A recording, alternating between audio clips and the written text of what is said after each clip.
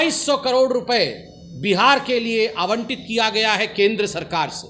पटना का जो एयरपोर्ट हम देखते हैं, बाबू जगजीवन जयप्रकाश नारायण हवाई अड्डा, जयप्रकाश नारायण हवाई अड्डे को किस प्रकार और उसका डेवलपमेंट करना है, उसके लिए 2000 करोड़ रुपए और अंतर्राष्ट्रीय एयरपोर्ट उसको बनाने के लिए दिया गया है। दरभंगा में विमान सेवा को आगे बढ़ाने के लिए प्रधानमंत्री जी ने जो कदम उठाया है वो अपने आप में बिहार की जनता के लिए एक बहुत बड़ी सौगात है, एक तोहफा है। पेट्रोलियम एवं नेचुरल गैस के लिए भी 21,427 करोड़ रुपए आवंटित किए गए हैं। पेट्रोलियम और प्राकृतिक गैस विकास संबंधित, खास करके बरौनी में स्थित जो रिफाइनरी है उसके विस्तार को लेकर जगदीशपुर हल्दिया पाइपलाइन बिछाने पर मोदी जी ने खास करके जोर दिया है।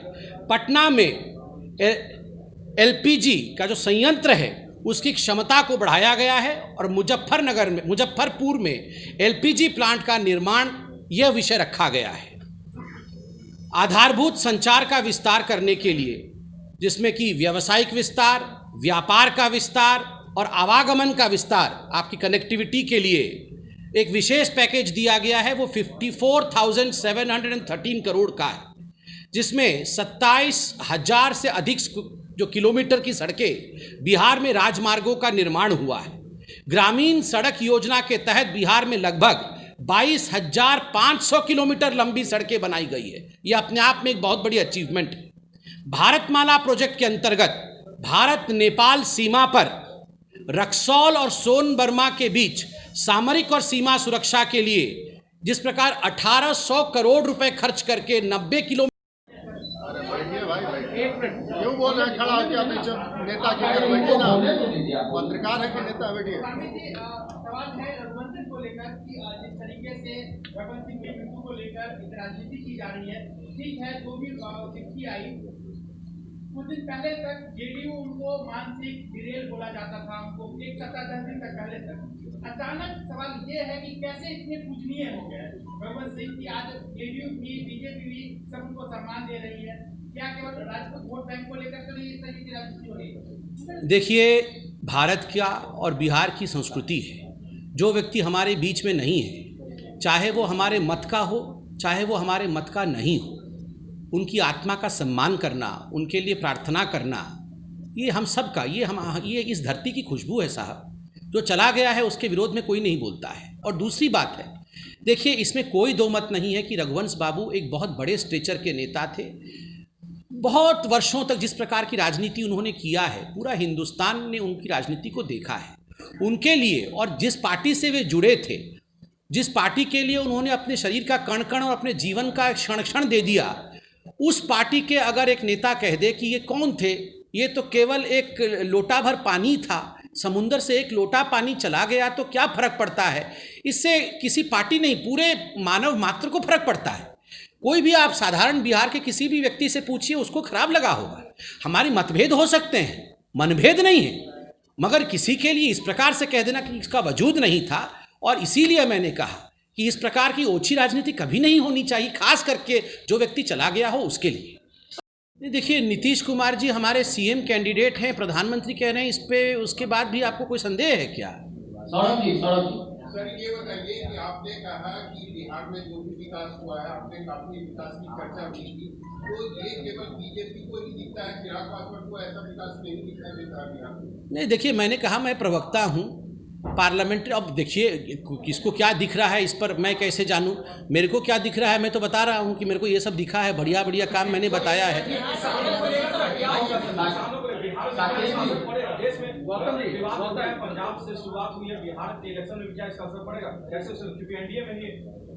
देखिए, किसानों के बिल को लेकर आज से ठीक 2 दिन पहले भारतीय जनता पार्टी के यशस्वी राष्ट्रीय अध्यक्ष जेपी नड्डा जी ने प्रेस कॉन्फ्रेंस किया। तमाम मुद्दों पे, देखिए, लोकतांत्रिक देश है, स्वाभाविक है कि अगर मन में कोई शंका हो तो आप पूछिए।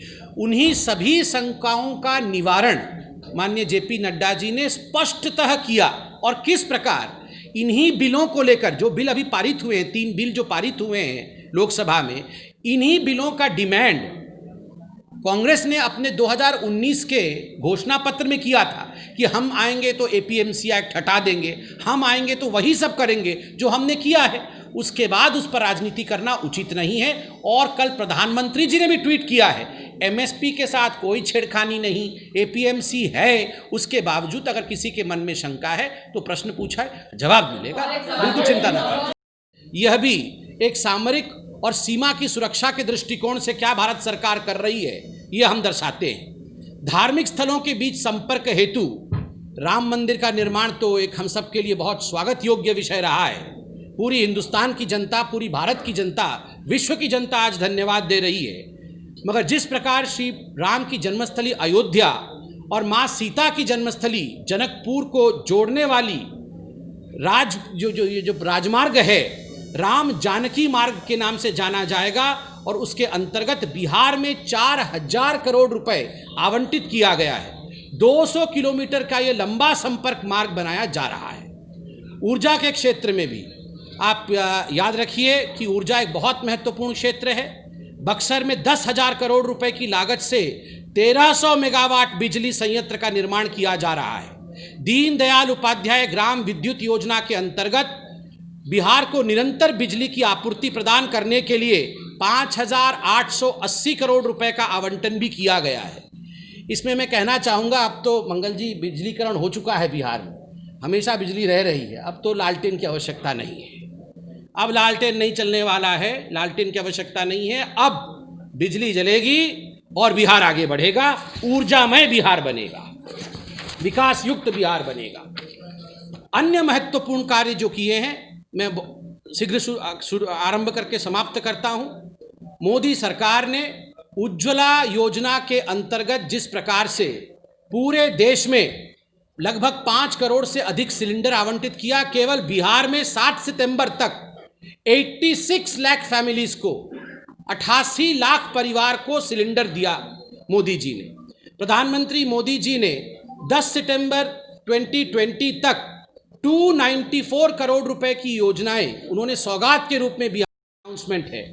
प्रधानमंत्री जी ने दरभंगा में एम्स की अनाउंसमेंट करके ये दरभंगा की जनता और बिहार की जनता के लिए एक बहुत बड़ी सौगात है।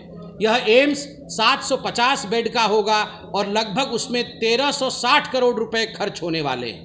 मोदी सरकार ने ठीक उसी प्रकार, जिस प्रकार कोरोना बीमारी का भी पूरे विश्व में प्रकोप चल रहा है, स्वास्थ्य मंत्री भी बैठे हैं, बिहटा एवं मुजफ्फरपुर में डीआरडीओ द्वारा 500 बेड के अस्पताल का निर्माण कराया है।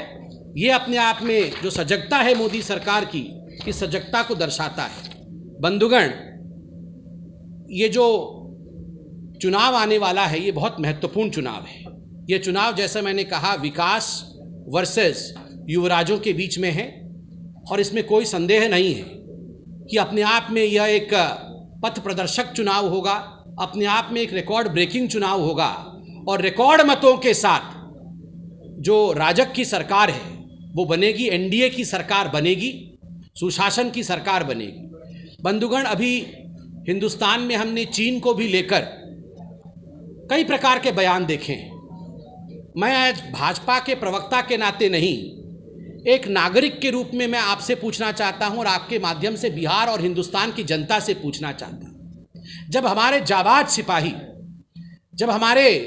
जाबाज सिपाही चीन के सिपाहियों को जवाब दे रहे हैं, 20 हमारे सैनिक शहादत को प्राप्त हो गए, उनकी चिताएं भी ठंडी नहीं हुई, किंतु राहुल गांधी और कांग्रेस पार्टी जिस प्रकार से इन विषयों को लेकर राजनीति कर रहे हैं, हिंदुस्तान को सरेंडर बता रहे हैं, हिंदुस्तान के प्रधानमंत्री को डरा हुआ छिपा हुआ बता रहे हैं, आप बताइए क्या इन विषयों पर राजनीति होनी चाहिए?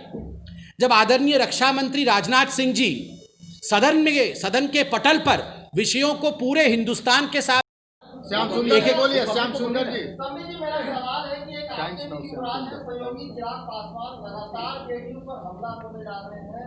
कोई सूरदास कह रहा है, दूसरे को कोई कालीराव कह रहा है, अंदर खाली ये भी कही जा रही है कहीं ना कहीं आप ही की तरफ से बैकअप है, सभी लगातार किसी चीज पर हमला कर रहे हैं, कैसे मनाएंगे उन्हें? देखिए, पहली बात तो है, मैं प्रवक्ता हूं, मैं पार्लियामेंट्री बोर्ड का सदस्य नहीं हूं। ये सारे विषय पार्लियामेंट्री बोर्ड के हैं, मगर मैं इतना जरूर कहूँगा और स्पष्टतः कहूँगा, 243 सीट्स है, 243 सीट्स पर एनडीए चुनाव लड़ेगी और रिकॉर्ड मतों के साथ एनडीए जीतेगी इस चुनाव को और सुशासन का सरकार बनेगा। मोदी का एक बयान सामने आया है पलायन को लेकर। उन्होंने ये कहा है कि पलायन के लिए लोगों को आनंद आता है। पलायन करने में 2 जून की रोटी कमाने कोई बाहर नहीं जाता। बिहार में पलायन की परंपरा है। ऐसे वक्त में जब पलायन का दर्द लोगों ने देखा है कोरोना संकट में, पलायन को लेकर बिहार की सरकार जो तरफा गिरी हुई है, पलायन को लेकर आपके सहयोगी ही सवाल उठा रहे हैं।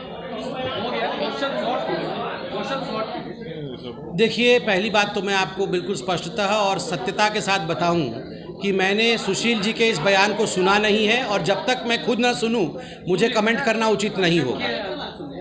नेक्स्ट सवाल।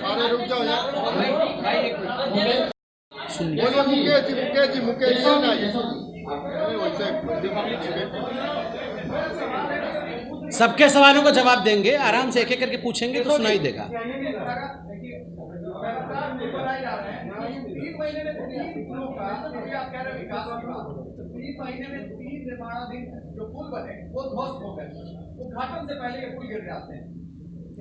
देखिए, इन विषयों को लेकर हमारे जो लोकल मंत्री हैं और मुख्यमंत्री जी ने भी इन विषय पर अपनी टिप्पणी रखी है। मुझे नहीं लगता है कि प्रवक्ता होने के नाते मुझे इस पर टिप्पणी करनी चाहिए। यहाँ लोकल मंत्रियों ने इस पर टिप्पणी की है और इसका संज्ञान लिया है। जो भी है सब बताया है।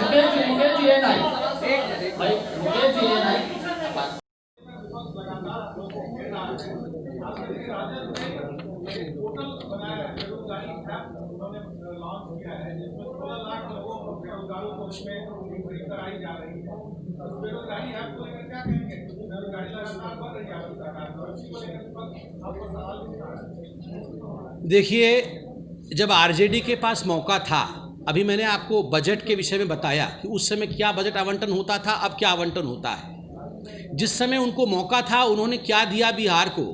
एक ऐसा राज्य बिहार, मैं बिहार के लिए कहूँगा क्योंकि मेरा जन्म बिहार में हुआ था, अखंड बिहार में, धनबाद में। ये एक ऐसा राज्य है जो पूरे हिंदुस्तान का मुकुट है। हिंदुस्तान की बुद्धि, हिंदुस्तान का परिश्रम, हिंदुस्तान क्या है, हिंदुस्तान का धड़कन बिहार है।